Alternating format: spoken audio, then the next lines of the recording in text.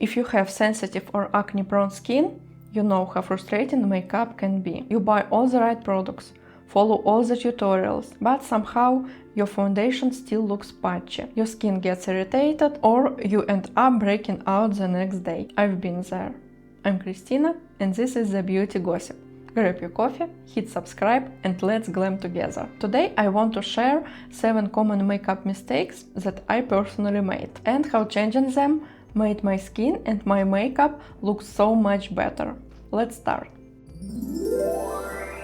Using harsh skincare right before makeup. Makeup should go on calm and balanced skin, but many people use active skincare right before applying it. Harsh products like exfoliating acids, retinoids or alcohol-based toners can leave the skin irritated, dry or even stinging. If you layer foundation on top, you risk redness, flaking and breakouts. And let's be honest, if you have sensitive or acne-prone skin, your daily skincare shouldn't be harsh in the first place. But if you do use active ingredients, keep them for your nighttime routine, not right before makeup. And before makeup, focus on gentle, calming skincare. For example, lightweight moisturizer, barrier supporting ingredients like niacinamide, ceramides, centella or panthenol. Then wait 10 or 15 minutes to let everything absorb. For example, I tried it all. Scrubs, peeling pads, harsh toners, and every time my skin just got worse. Now I keep my morning routine gentle and my makeup looks much better.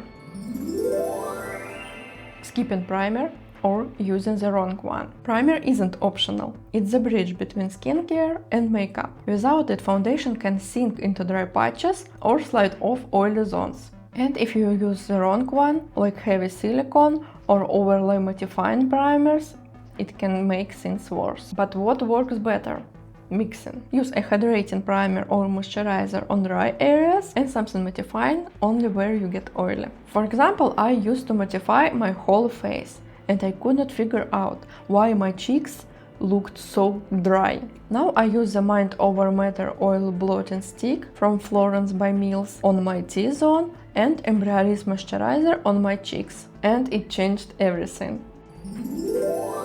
Applying too much foundation to hide redness or acne. I get it, we all want coverage, but thick layers of foundation can actually emphasize texture, pores and flakiness. Plus, they often feel uncomfortable and heavy, especially on sensitive skin. Instead, use a lightweight base and use a concealer only where you need extra coverage. For example, I tried Estee Lauder Double Wear because everyone said it's amazing. But on problematic skin, it just sat on top, highlighted every little bump. Yes, maybe it looks good on video, but in real life, it's just awful. Now I prefer lighter formulas. They don't cover everything, but somehow they still look better.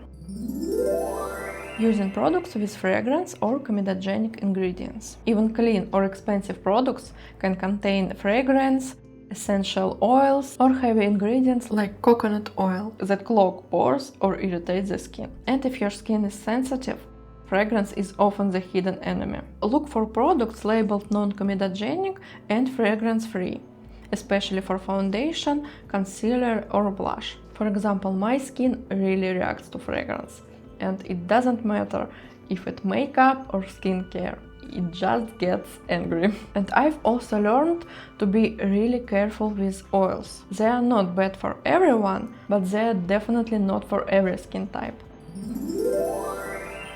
Using powders on dry or irritated skin. Yes, powder can be helpful, but on dry or flaky skin, they highlight every little patch. On sensitive skin, they can even cause itches. So if your skin feels tight, keep powder blushes or highlighters and go for creams instead. I have combination skin and I still use powder, but only on my T-zone where I get oily. You don't have to powder your whole face, just where it actually helps.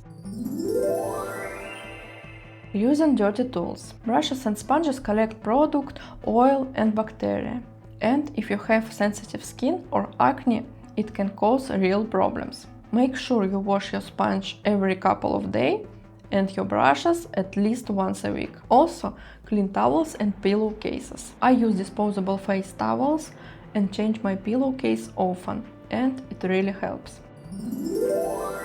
Putting makeup over broken or inflamed skin. It's tempting to cover up that angry red spot, but applying makeup on broken or severely irritated skin can push bacteria deeper, slow healing, and make things worse. If you can, skip base makeup on those areas. Let them breathe, or use a soothing spot treatment. You don't have to wear full coverage every day. Sometimes just brows, mascara, and lips can be enough. If your skin is sensitive or problematic, don't feel bad if certain products or routines don't work for you. Not everything is made for every skin, and that's okay. It's not about copying someone else's routine. It's about finding what works for you. And once you do, your skin and your makeup will thank you. If this video was helpful for you, give it a like, hit subscribe. See you next week.